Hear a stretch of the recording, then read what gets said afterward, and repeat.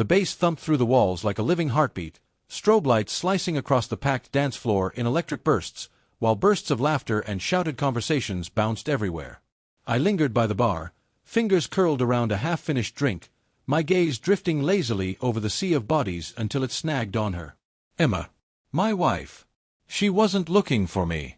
She was pressed against another man, their bodies moving together in a slow, intimate rhythm that ignored the faster tempo of the music. His arms encircled her waist, hers rested lightly on his shoulders. Her cheek lay against the fabric of his shirt, eyes half closed, and a gentle, private smile curved her lips, one I hadn't seen grace her face in what felt like forever. Something inside my chest seized. The room tilted. For a heartbeat I couldn't breathe. This wasn't a casual twirl between friends. She had melted into him, disappeared into the moment as though the rest of the party, the rest of the world, me included, had ceased to exist. Fury rose first, hot and immediate. My shoulders locked, my knuckles bleached white around the glass. I wanted to stride across the floor, yank her away, demand answers in front of everyone. But beneath that scalding anger lay something colder, heavier, far more devastating, raw, hollow pain.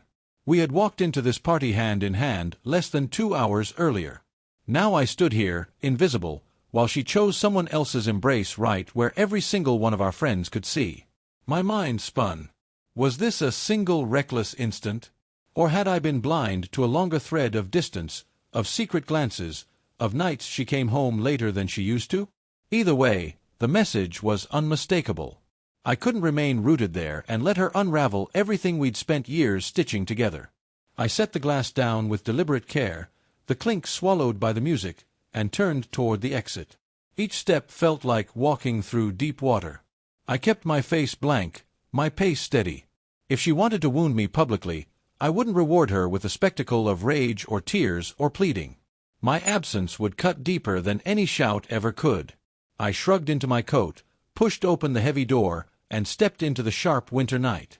Outside, the world was suddenly quiet, muffled bass vibrating faintly through the walls, my own breathing loud in my ears.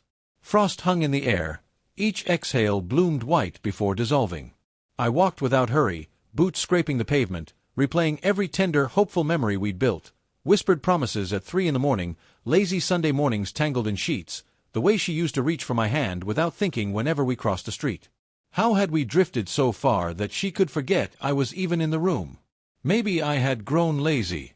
Maybe I had convinced myself that love was a permanent state rather than something that needed tending every single day. I reached the car and braced both palms against the cold metal roof, staring down at the cracked asphalt as though it might offer answers. My phone vibrated once, twice, against my thigh. I didn't reach for it. I didn't want apologies texted in panic.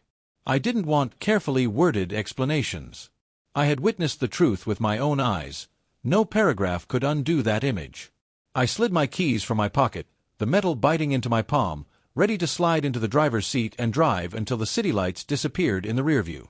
Then I heard the rapid clack of heels on concrete. Wait. Her voice cracked, breathless and thin. I lifted my head. Emma was hurrying toward me, hair wild from the heat and motion inside, mascara already smudged at the corners of her eyes. She reached me and wrapped desperate fingers around my forearm, holding on as though I might vanish if she loosened her grip. Please don't leave. It's not what you think. The words hung between us, fragile in the cold. I didn't speak.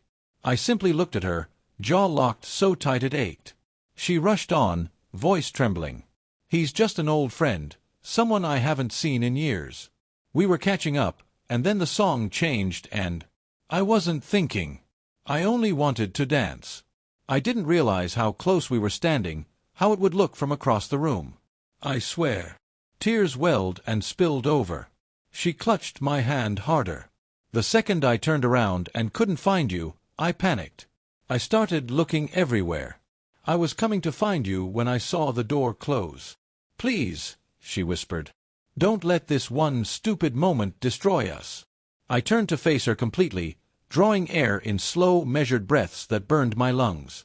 When I finally spoke, my voice came out low, almost calm, but every word carried weight. You humiliated me, Emma. In front of everyone we know. Do you have any idea what it felt like to stand there and watch my wife wrapped around another man like I didn't exist?" She shook her head frantically, tears tracking down her cheeks. "I'm so sorry. I was careless, thoughtless, but it was only a dance. Nothing more. You're the one I love. You're the one I want to go home with. Please don't walk away from me." Her desperation cracked something inside the wall I'd built in the last 30 minutes.